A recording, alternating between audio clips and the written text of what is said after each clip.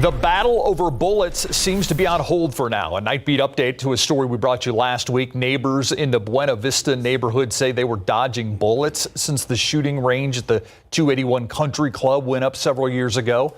Alejandro Cepeda was grazed, and documents show the complaints go back several years. Last week, Jorge Trevino, who is part owner of the club, said there was no proof the bullets came from his property.